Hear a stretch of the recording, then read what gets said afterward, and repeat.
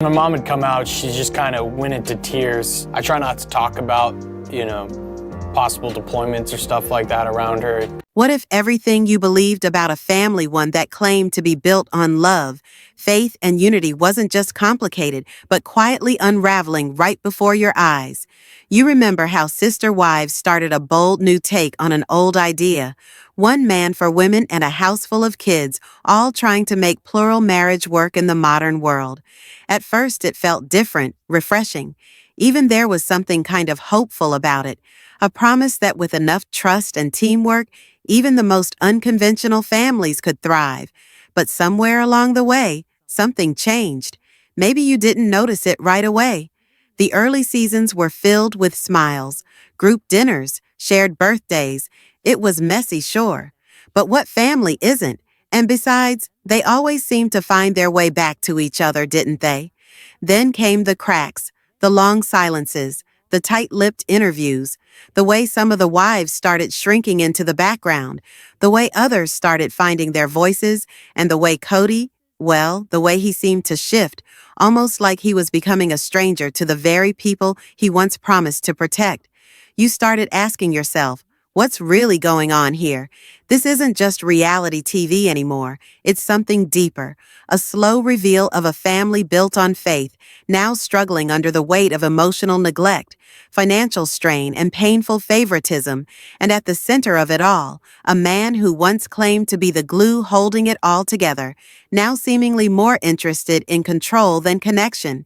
As we peel back the layers, we'll revisit moments you might have forgotten, or maybe tried not to see too clearly the first time around. Janelle's quiet strength during the pandemic, Christine's courage to walk away, Mary's search for self-worth in the shadow of rejection, and Robin, well, let's just say, her role has been more complex than we were ever led to believe. Were they all equally responsible for how things fell apart, or were some simply trying to survive in a system that never truly had room for them? And what happens when the cameras keep rolling, but the family can no longer pretend? If you followed this story from the beginning, or even if you're just tuning in now, what you're about to hear isn't just a review. It's a reckoning, a cleared look. Look at the unraveling of a family, once held up as a symbol of togetherness, now fractured in ways that feel all too real. So settle in, let's walk through this story together, from the hopeful beginnings to the heartbreaking truths. One chapter at a time. Kody Brown didn't just lose a marriage. He may have missed crucial warning signs that could have helped save his son. Back in Sister Wives Season 16, Episode 7, there's a moment that sticks with you during a heated family discussion about CO protocols. Janelle turns to Kody and, without holding back, tells him to F off. It was a powerful, uncomfortable scene, but looking back now, especially with everything we've come to know since then, that moment feels even heavier, especially when you think about Janelle, their son Garrison, and how the pandemic strained their family to a breaking point. To really understand that moment, you have to rewind a bit. When the Browns moved from Utah to Las Vegas, Janelle admitted she was feeling depressed. She struggled with the family being spread out and the pressure of their uncertain finances. And she wasn't the only one feeling the weight. Her son Hunter had a tough time too. He didn't adjust well, and it was obvious Janelle carried his pain right along with him, the way any caring mom would. Fast forward to the next big move this time. To Flagstaff again, Janelle mentioned feeling low, though she said being close to nature helped lift her spirits a little. Still, that undercurrent of emotional stress never really went away. And then came the pandemic. Everything changed. Kody and Janelle weren't seeing each other since their sons Garrison and Gabriel were out working and attending school. That made things complicated, especially with Kody's strict approach to CO rules. Janelle saw something happening with Garrison. She told Kody she was worried Garrison was lonely. Something in him had shifted, but when she tried to voice those concerns, Kody didn't really want to hear it. He pushed back. She wasn't just thinking about Garrison. Either Janelle was doing her best to look after her own mental health too. She even told the other wives how important it was for her to get out of the house now and then, just to keep her head above water, in one raw moment filmed in her car, not long after that blowout with Kody Janelle opened up. "I'm between a rock and a hard place here. I'm having to make sure my kids are safe. My kids are mentally well, and I'm giving them the best chance." She mentioned that she'd been texting with Garrison all day during a drive back to Flagstaff, and when you watch that now, knowing what we know, it's clear Janelle saw the signs. She understood Garrison was struggling emotionally, maybe because she'd been through something similar herself. She was trying to keep the household steady, trying to be present, and yet Kody's response often felt cold. He dismissed Janelle's concerns. He even shrugged off Christine's issues too, not her face. "Us," Ash once oddly said, but the fact she talked about their problems with the kids. And when it came to Garrison, Kody reacted the same way he did with Hunter years earlier, treating real emotional struggles like they were just a case of bad attitude or entitlement. What's heartbreaking is that over and over, Kody seemed to only take things seriously if they directly impacted him, if his authority was challenged, if his image was affected. That's a hard truth to face, especially when you think about a father's role. Meanwhile, other kids in the family, like Aurora, were dealing with anxiety and panic attacks, and the signs were all there. The cracks were showing. One of the few times we see Kody respond with genuine cares during Aurora's panic attacks. Christine explained that Aurora would start twitching, an early sign of an oncoming attack, and Kody seemed to handle those moments with some tenderness and attention. But that moment stands out precisely because it's an exception. When you compare how he responded to Aurora with how he handled Garrison or Gabriel, the difference is stark and honestly a bit troubling. It raises real questions about Kody's consistency as a father. Later on, Janelle shared something heartbreaking. Garrison had started drinking during the pandemic. He was clearly struggling. It's doubtful she kept that from Kody. Even if it wasn't discussed on camera, as any mother might, she probably chose to protect her son's privacy. But the signs were there, and Janelle did try to communicate her concerns. Still, Kody kept pushing her to kick Garrison and Gabriel out of the house.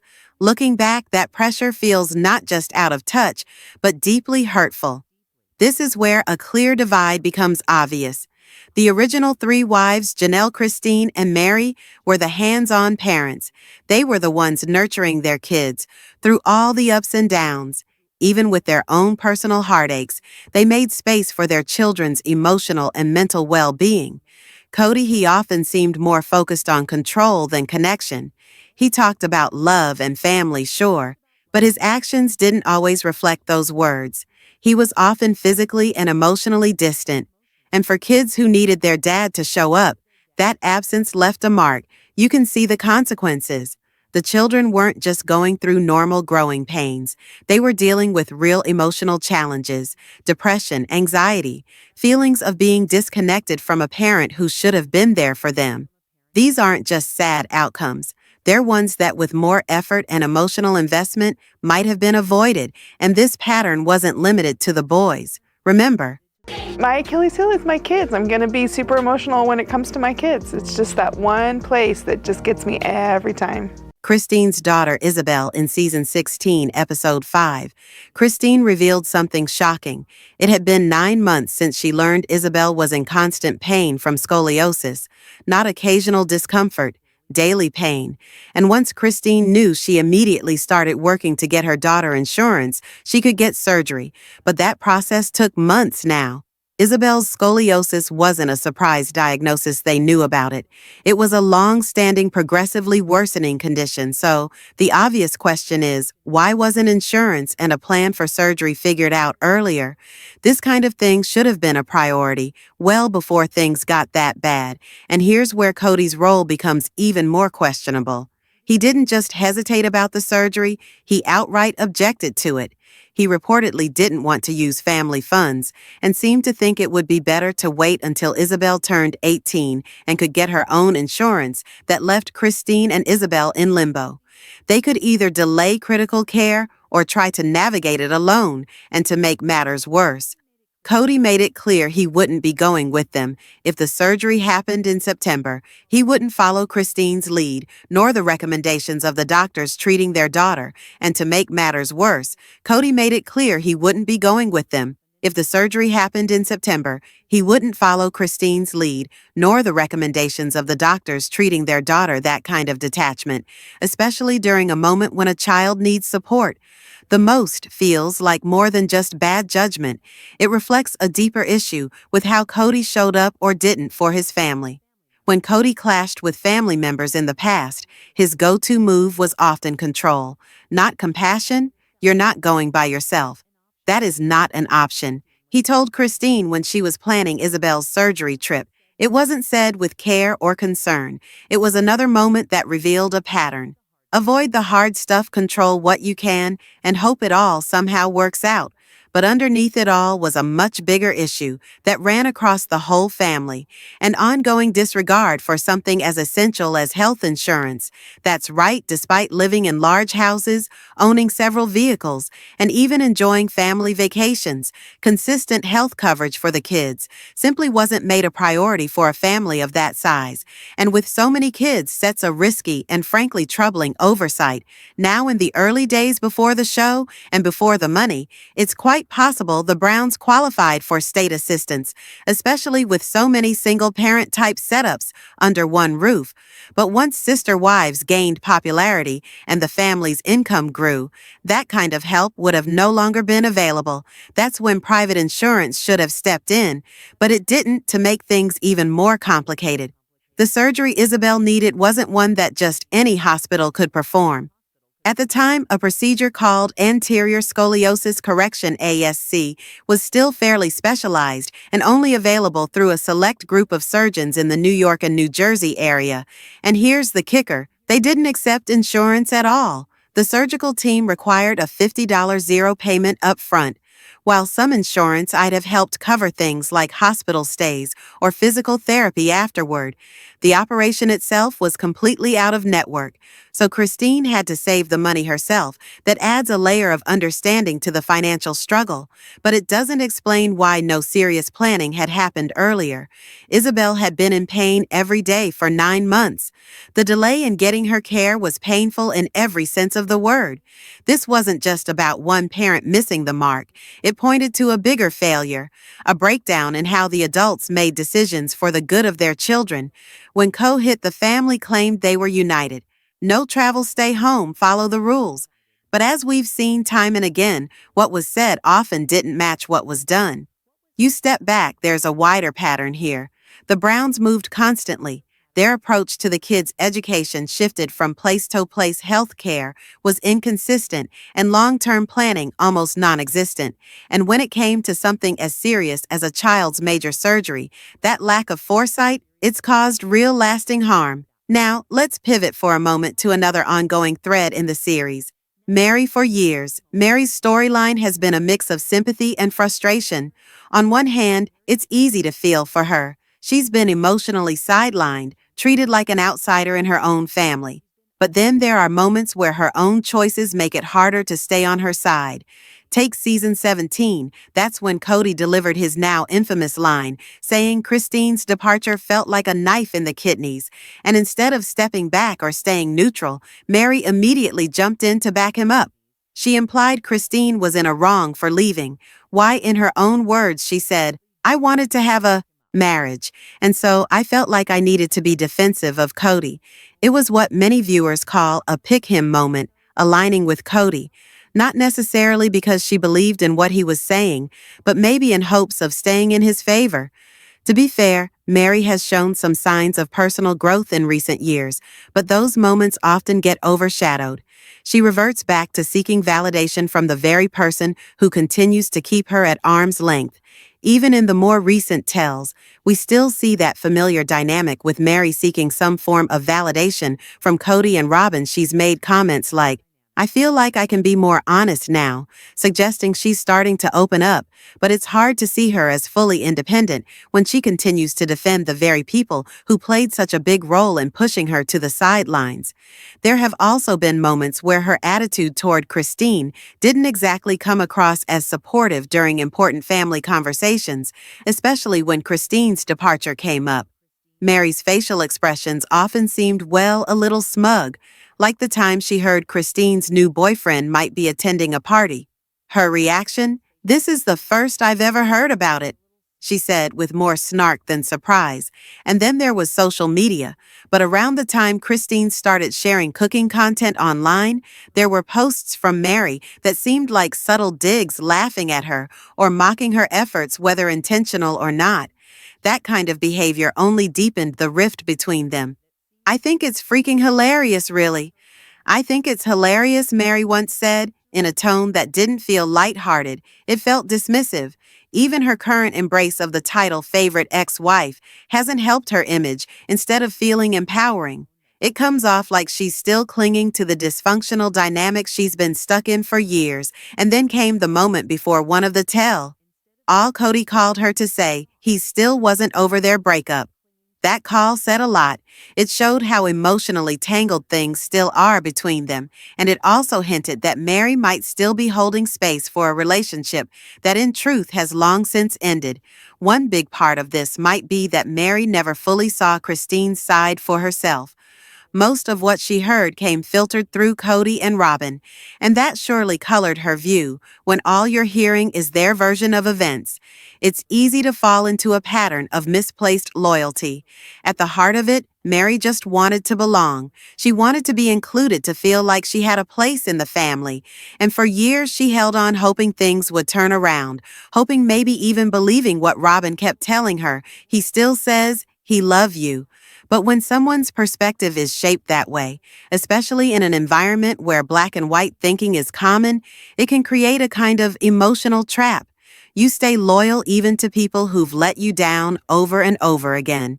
And Mary once said, "I did every one of the things that he asked me to, and then it just wasn't good enough." Good enough. How about you? You've been in this for a very, very long time. Yeah. Are you going to stay in it for a long time until Kody realizes what he has in you? And that speaks volumes. It wasn't just about this one relationship. It was about a system that raised them all to be compliant, to prioritize silence and submission in the name of spiritual harmony. This wasn't just Mary's pattern. It was baked into the whole family culture. These women weren't acting on whims. They were following a script, a set of expectations handed down to them since childhood. Don't question, don't rebel, don't leave. And when that's the belief system you've grown up with, breaking away from it isn't just brave, it's hard, really hard. Not everyone moves through that kind of shift at the same pace. And while it's fair to examine their choices, we also have to recognize that for many of them, this has been a long and painful unlearning. They say Kody and Robin had a love blessed by God, but really, what kind of divine plan includes cheating, gaslighting, and blatant favoritism? Kody, for his part, insists there's something sacred about his relationship with Robin. "I'll tell you what, there's a divine aspect to it," he once said, sounding more frustrated than enlightened. "And we've been slapped for it, sick of it." According to him, God practically played matchmaker. It was, as he puts it, a spiritual love story from the start, and yet while basking in this so-called heavenly bond, Kody remained physically involved with his other wives. If this was truly divine love, it seems odd that it came with a side of intimacy across multiple relationships. Not exactly the picture of spiritual clarity. He eventually pulled away from Mary and later Christine, but not before rekindling his physical relationship with Janelle during their time in Las Vegas. So much for soulmates, apparently. In Kody's playbook, divine love doesn't mean loyalty or exclusivity. It just means special treatment for Robin. His idea of love often seems more about convenience than commitment. He once smugly declared, "Oh, the act is easy." Referring to his physical relationships like affection was just another item to check off the to list. And here's another wrinkle during the end of Janelle's pregnancy with Madison. Christine got pregnant with McKeely. That's right, he was still growing his family with Christine, while supposedly falling deeply spiritually in love with Robin. Kody has always claimed Robin was different, that from the moment he saw her, he knew. But this timeline tells a different story, of Christine was still getting pregnant during the early days of his so-called courtship with Robin. How exclusive or divine could that bond have been? It doesn't quite line up. In fact, it comes across as plain old hypocrisy, wrapped in spiritual language to make it sound noble. More recently, Kody's emotions have seemed less like love and more like jealousy. Watching Christine move on and genuinely fall in love with someone new has clearly struck a nerve. Christine's recent confession said it all. "I never loved Kody as much as I loved David." That kind of honesty cuts deep, and for Kody, it might sting because it shows what a healthy mutual relationship actually looks like. Meanwhile, Robin, reserved, careful, always hesitant, doesn't offer the spark or challenge. Kody seems to thrive on what remains between them, now feels more like a shell held together, not by passion, but by memories of how much it cost everyone else this divine love. Kody talks about it was never about spiritual connection. It thrived on favoritism. Robin positioned herself as the favored wife, and Kody seemed to enjoy playing the part of her rescuer. She subtly encouraged distance from the others, especially Janelle. Well before the pandemic, Kody just gave them the excuse they needed. The separation wasn't ordained. It was orchestrated. Neither Kody nor Robin thought the other wives would actually leave. But now that they have the fantasy of perfect love is all that's left, instead of facing the truth, they dig in deeper, doubling down on the myth, because if they let go of that, they'd have to admit the truth. This wasn't divine love. It was selective faction, dressed up in spiritual words. And now that illusion is cracking under the weight of reality. Let's talk about what happens when a reality star with no job, no income, and no backup plan runs out of money. Kody once said he focused mostly on getting cars for the kids, basically had a fleet. He explained casually, as though managing multiple car payments was normal than theirs. Robin, she refuses to work, and by all accounts has a serious spending habit together. She and Kody are now saddled with a massive mortgage on their new home. A home they share while the rest of the family has long since drifted away, now that the other wives are gone. And with them their financial contributions, Kody and Robin are left to face a harsh reality. The life they're living simply isn't sustainable. Kody once admitted, "I don't have anything in my name, the properties are all a mishmash." And that about sums it up, with the show likely nearing its end and with the money from TLC eventually drying up. The question becomes, what happens next? Kody's always talked about his big picture vision for the family, but these days even he admits that vision has been shattered. You can see it in his face. He's scared. And what's his biggest fear? Poverty. He said it himself. Yet, ironically, he's lived as if the money will never stop. Whether it's banking on a new show, popping up on social media, or dabbling in Cameo, Kody seems to think success is guaranteed, as if the world will keep paying him just for being Kody Brown. But the real world doesn't work that way, and when the TLC checks stop coming in, he may be in for a rude awakening. Then there's Robin. She's made it clear she has no plans to contribute financially. No job, no backup plan, just a big house and big bills.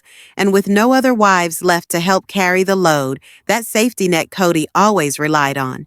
Gone. Remember, Janelle once said, "I always made more money than the other sister wives." She and the others paid their share, managed household expenses, and kept things afloat even when Kody was off chasing big dreams.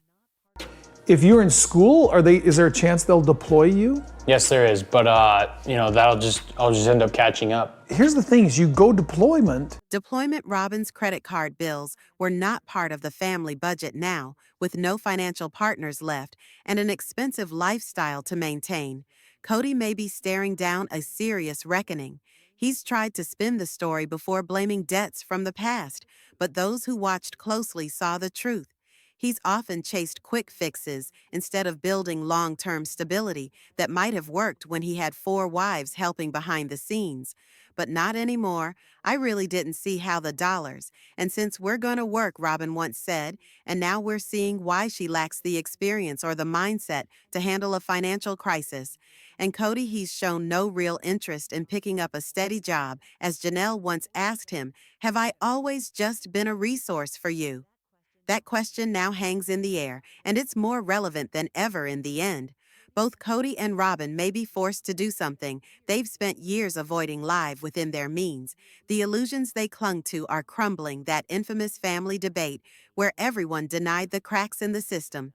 It all came through, and now there's no denying who really caused the family to fall apart. Watching the final moments of the latest Sister Wives tell, all felt like a moment of reckoning with the benefit of hindsight. The contradictions were glaring. The emotional weight of what's unfolded over the years left many viewers with a heavy heart.